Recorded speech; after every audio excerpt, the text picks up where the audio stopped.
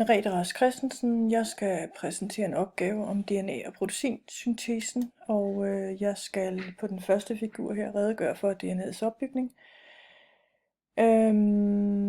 Figur 1 det viser opbygningen, og DNA'et hos kromosomer er opbygget af DNA, og i vores menneskeceller er DNA'et delt op i 46 stykker. DNA'et er ansvarlig for cellens arvelige egenskaber, og det er en dobbelt helix, det vil sige, at det er to strenge, der er snoet omkring hinanden i en spiral, og den er placeret inde i cellekernen. Spiralen dannes af basepar, G og C og A og T, guanin og cytosin, og adenin og thyramin. Og det ligner som regel, eller det ligner en trappestige, og den ene side af strengen består skiftevis af et sukkerstof, deoxyribose og fosfat. Det er D og P. Og til hvert sukkerstof D, der knytter sig et fosfat P på den opadgående og på den nedadgående, og der knytter sig så også en base. Basen plus sukkerstofferne kaldes nukleotid, og det er simpelthen byggestenen i DNA'et og RNA'et.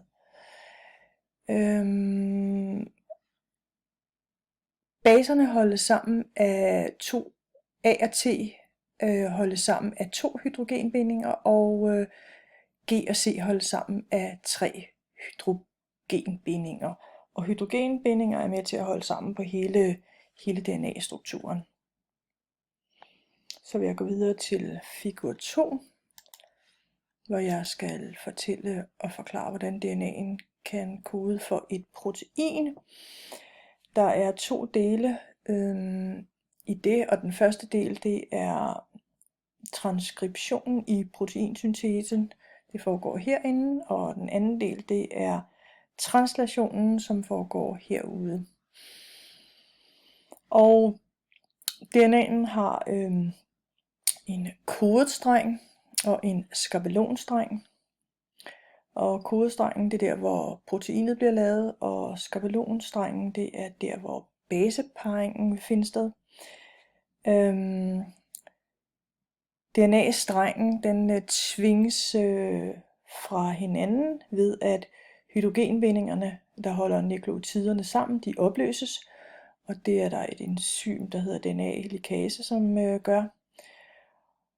Og så finder RNA-polymeraset, det finder en startkode og går så i gang med at lave baseparringen, så enkeltstrengene kan opbygges. Baseparringsreglerne går i gang med at sammenkoble A og T og G og C. Her der erstattes T så med U. Det hedder uracil. Og den nye streng, som så bliver dannet, er en præ-mRNA, og den forlader så cellekernen. Og så kommer vi så ud til anden del af proteinsyntesen, som er translationen. Og her har vi så et molekyle, det er den her lyserøde del, som er et ribosom, som binder sig rundt om mRNA'et. Og der er så nogle tRNA'er, som er nogle transport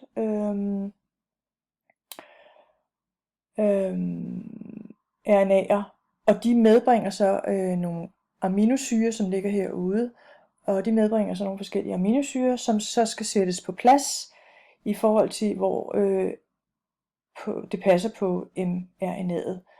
For eksempel her, så kan vi se, at GAC og CUG passer, og her har vi CUG og GAC, som passer sammen. Så denne her sådan, transport, den kører ned og finder ud af, at den passer sammen her og sætter sig fast. Og når den så har sat sig fast, så kommer det næste ind, og UGA går ned og sætter sig på ACU. Og når der så er 2 herinde af de her transport RNA'er, der har sat sig fast, så vil aminosyrene blive bundet sammen og koblet sammen.